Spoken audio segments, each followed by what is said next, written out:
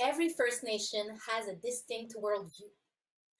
To prepare for the future, their governments require timely access to quality data so they can deliver the services their citizens need and expect. That kind of access is also essential to make informed decisions in a rapidly growing global digital environment. The First Nations Information Governance Center envisions that every First Nation will achieve data sovereignty in alignment with its own identity. That's why this organization conducts unique data gathering initiatives to build culturally relevant portraits of the lives of First Nations people and the communities they live in. Ultimately, this should give voice to the people through ethical spaces and allow the management and governance of their own data and information. Please welcome Jonathan Dewar, Chief Executive Officer of the First Nations Information Governance Center. Good morning, or good afternoon, as the case may be.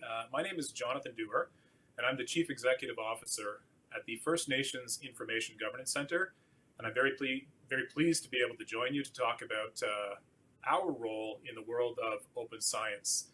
And to do that, I'm going to tell you the story of this national organization, the First Nations Information Governance Center, and the work that we do, and in particular, the role for all of you working in open science in understanding and helping to advance First Nations data sovereignty and what we refer to as the OCAP principles. And those will be discussed more substantively in my presentation.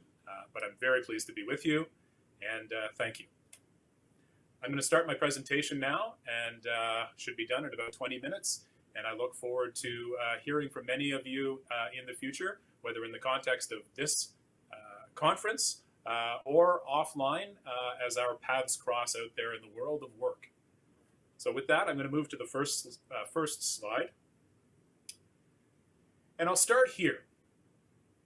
I think many of you will understand very, very well and perhaps be intimately familiar with what we refer to here as the legacy of unethical research and information gathering.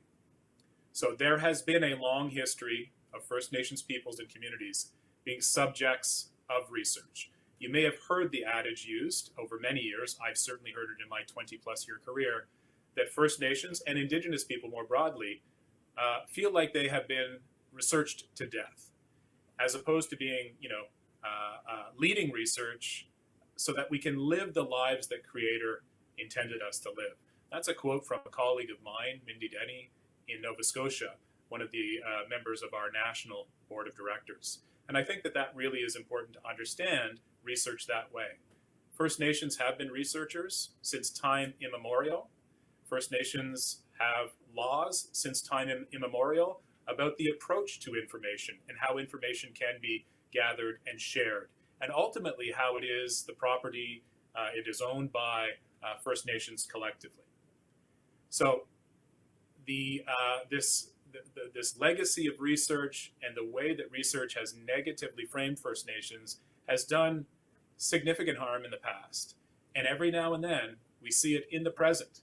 And so our organization, the First Nations Information Governance Center, is one of many responses from First Nations over decades and decades of work. And that's the story that I'm going to tell you. It's very specific to the work of the First Nations Information Governance Center at the national level, but I'll also be directing you to our regional partners across the country and the opportunity to do deeper dives at more appropriate regional, nation level, and community level approaches to the same issues that we're talking about here at a national level.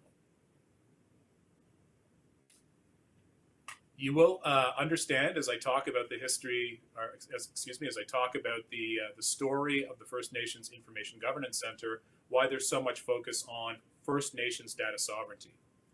So to orient all of you to it, if you're not familiar with First Nations data sovereignty, it is the inherent right to exercise authority over First Nations data and information. This includes the right to govern the collection, ownership, and application of data or information more broadly, to protect the traditional knowledge, cultural expressions, and intellectual property, It reflects a nation's desires and interests to manage information in ways that are consistent with the nation's laws, practices, and customs. And that's an element of what I just alluded to earlier, talking about that legacy of unethical research. And then finally, and very importantly, First Nations data sovereignty is a crucial step towards a nation's exercise of self-governance and self-determination. So First Nations data sovereignty can be understood as part of the larger First Nations sovereignty concept. So who are we, the First Nations Information Governance Center? Well, if you've heard of us, it's probably because of our national surveys, and most notably, the First Nations Regional Health Survey. Or perhaps I could say you may know us because of the OCAP principles. The OCAP principles, of course, standing for ownership, control, access, and possession, and I'll talk about that in greater detail in a moment. But generally, people who know FNIGC know us by that work, or they know that work and are perhaps less familiar with us as a national organization. But what's important to understand is the work that we do is well over 20 years old. So the Regional Health Survey developed in the mid-1990s when First Nations were left out of 3 important population surveys by Canada. That created an incredible challenge for First Nations leadership. That includes the formal leadership and the thought leadership of the day. This was a challenge that leaders were determined to turn into an opportunity. That opportunity ultimately became the development of a by First Nations, for First Nations approach to a national health survey. And that developed in the late 1990s. And alongside that work was the need to understand how that work could be done ethically from a First Nations perspective. That led to the development of what we now refer to as the OCAP principles. Again, ownership, control, access, and possession. 10 years ago, First Nations leadership nationally chose to stand up a national organization, a standalone, independent, not-for-profit organization. So you can see there the second bullet identifies that. We were set up with a special mandate from the Chiefs in Assembly in 2010. So we've just recently celebrated our 10-year anniversary as a standalone national organization. As we were in the 10 years prior, we continue to be guided by principles, research ethics, and a cultural framework developed by First Nations, for First Nations. That's terminology you'll hear us use frequently. And what's important to understand is this is not a top-down approach. In fact, as you will see me refer to later when we talk about our recently released National First Nations Data Governance Strategy, the focus is community-driven and nation-based. And so nations choose to come together through regional processes as regions. And then those regions choose to come together to do work that is best done or necessarily done at a national level. And that's us, FNIGC. Our regional partners who choose to come together lead the regional level work and any work at the nation or community level within their region. And I'll say a bit more about that as we go forward. It's also important to understand that in the last 3 years, we have refined the vision and mission for FNIGC. And our vision now says that we envision that every nation will achieve data sovereignty in alignment with its distinct worldview. And that distinction is very important. So First Nations data sovereignty is not a one-size-fits-all concept for some pan-First Nations approach to information governance and data sovereignty. It is, in fact, advancing the idea that First Nations themselves achieve data sovereignty in alignment with their distinct worldview. Because, of course, we do need to acknowledge the incredible diversity across and within First Nations from coast to coast to coast. And then the mission follows the vision, and it says that with First Nations, we assert data sovereignty and support the development of information governance and management at the community level through regional and national partnerships. And you saw that when I talked about regions choosing to come together to do this national level work. That's what we're talking about. Relationships are absolutely central to our ability to do this work ethically with our partners across the country. We are not a rights-holding organization. We serve the interests of First Nations across the country, We are essentially a tool to be wielded by nations, and nations can wield that tool through the governance of our organization. Complex though it is, that governance, it's in the title of our organization, of course, that governance is essential. The governance of the organization, and then the work we do to advance First Nations information governance. We have set core strategic objectives, and they're up there on the screen, also available on our website. I won't linger on them there. They repeat essentially what I've said in other ways as we've covered the first few slides. And I like to include this slide because it helps, if we were to give the elevator pitch on what FNIGC, this national organization, does, it is, of course, the national surveys, the long-standing and influential regional health survey. We're now in our 4th iteration of that national survey. We concluded the early childhood education and employment survey in 2016. That's in the area of our social surveys. And then the follow-up survey to FNREs, as we refer to it, is or was in the field when the COVID restrictions hit in March. And that's the Labor and Employment Development Survey, or FN-LED. As I said, it was in the field when the COVID restrictions hit. We are now working very closely with our regional partners across the country to determine how we can move forward with a national survey where we are unable to do things in the way that we had previously done them. I may have an opportunity to say more about that, but in the meantime, I'll move on to the second column there, and that is research. So we also have the mandate to do research that aligns with our strategic direction, which I've just talked about, and the established principles and priorities that have come out of the national survey work over 20 plus years. We also do research on data sovereignty and information governance and all related issues, including open science, open data, and those intersecting issues that I think many of you will be talking about given the nature of the conference that we are participating in. And then the last column there talks about our role in education, training, and capacity. And we do work in the area of course, First Nations data sovereignty. So education, broadly speaking, this kind of activity would fit that category. We do similar approaches on information governance and management. And then on the OCAP principles, we very clearly focus on specific training. And that'll be a slide that I'll come to in a moment. And then last but not least, a very important element that is amongst the newest work that I can talk to you about is the First Nations National Data Governance Strategy. And we do education, training, and capacity development activities in all of these areas. So I've mentioned OCAP a number of times. I'm going to very briefly orient you to it, but of course, there's a deeper dive that needs to be done by any of you doing work with First Nations or with First Nations information. So OCAP stands for Ownership, Control, Access, and Possession, and acknowledges and respects that the right of First Nations to self-determination includes the jurisdiction to make decisions about research and information gathering in their communities. This is a set of standards that establish how First Nations data should be collected, protected, used, or shared. It reflects First Nations commitments to use and share information in a way that brings benefit to the community while minimizing any possible harm. So again, think back to that slide on the legacy of unethical research. And then the rights of First Nations communities to own, control, access, and possess information about their peoples is fundamentally tied to self-determination and to the preservation and development of First Nations culture, that is, specific First Nations cultures.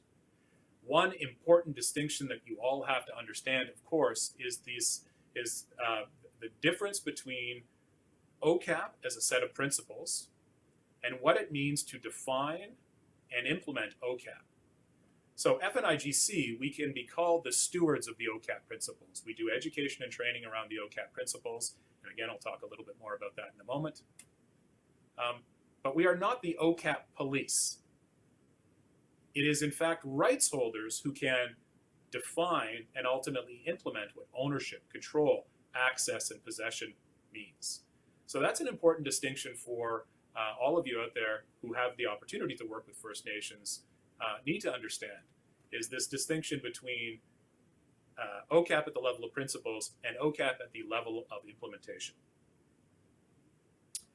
I talked about very specifically the training that we do. We have an online course that has existed for several years now. The uptake over the last several years has been excellent. We are seeing much richer, much more advanced conversations around OCAP than we did 20 plus years ago, as you can well imagine. But we still have a lot of work to do in this area. So part of the work that we're doing is updating our OCAP training course and looking to target approaches to different areas of different sectors who work with First Nations. So the research community is an essential community. And so I look forward to potential conversations with many of you about how we might best serve your needs in educating and training and developing capacity around the understanding of what OCAP as a set of principles means, and ultimately what it means to have OCAP implemented. You've heard me make reference to the First Nations Data Governance Strategy. What I want you to know is that there have been successive resolutions over several years from the National Chiefs and Assembly who have directed us to do this work. In 2016, we were directed to develop a national strategy, to develop to move towards the establishment of what we call data champions across the country, and data champions ultimately to serve the building of a network of regional information governance centers, or to use a different term, First Nations-led statistical institutions. Budget 2018, that is federal budget 2018, included funds for us to specifically design a national strategy and coordinate the establishment of the aforementioned regional information governance centers. So we've spent the last 2 years developing a national data governance strategy, which we submitted to the funder, Indigenous Services Canada, and shared with First Nations partners across the country on March 31st of this year. So we are now in the early implementation phase of what we proposed. The graphic you see on the screen can, of course, be accessed in greater detail from our website, and you'll see that link on the last slide. But that graphic includes 8 thematic areas where 30 plus principles are articulated. Our work will uphold all of those principles. These are principles that arose from 2 years of engagement with First Nations thought leaders and leadership across the country. And then at the bottom of the graphic there, you can see that we've established 9 pillars.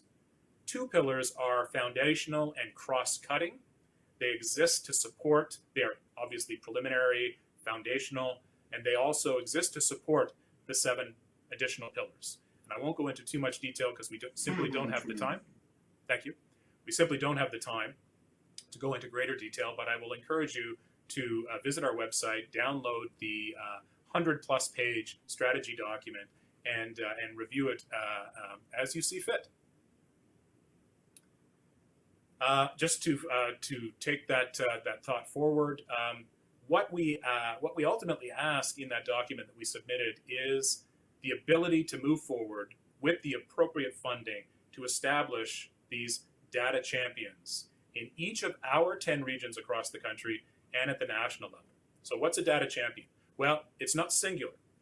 Data champion can really be understood as a team, a set of core functions, because of course the focus of data champions are to ensure that the appropriate regional governance structure is struck and the appropriate technical expertise is established under the guidance of that regional governance to build institutions. In this case, First Nations-led statistical institutions, or as you've heard me say, regional information governance centers. These centers in each of our regions will be semi-autonomous, able to do the work that is unique to the nations and communities within that region, best suited to work at the provincial or territorial level because of the nature of the region. But these centers would continue to be enabled to work together as a network for work that is best done or necessarily done at a national level. So it is a network of regional centers coming together, as I said at the beginning, regions choosing to come together to do work that is best done, necessarily done at a national level. I'm going to wrap up there, obviously with thanks, miigwech. Thank you to all of you for listening. Given the fact that we are communicating over technology, We may not have the opportunity to interact in person, but I would certainly hope that you'd reach out to us and see where our work intersects, how we can help inform your thinking on open science. I've been involved in a number of very interesting conversations about open science, about open data, about open government, and there seems to be a growing support, certainly a growing understanding, and with that support for First Nations data sovereignty in those spaces. And so open science with an understanding of the OCAP principles and First Nations data sovereignty means it is open, but with certain caveats attached. In order to understand those caveats, of course, First Nations have to be leading the conversation. And so we hope to play our role, our appropriate role as a national organization. We hope to direct any of you to our regional partners where more appropriate, or to nation and community level partners where most appropriate. And it's in doing this relationship work, ensuring that we follow the protocols that have been set for us, that we can really help change the lives of First Nations citizens across the country for the better. That should have been the goal of all research since our relationship began, our nation-to-nation relationships began, but it simply hasn't. But we are best poised now to make that paradigm shift that has needed to happen for centuries, but certainly in the last several decades. And so it's there that I'm going to close, hoping that I have an opportunity to connect with many of you in person, to have these conversations in a far greater depth that we can do in a 20-minute presentation with limited slides and limited information, understanding, of course, that the breadth and depth of our work can't be captured in slides. And so we hope that this piqued your interest and that it leads to many more conversations and relationship building that will further our collective goals. So thank you. Thank you very much.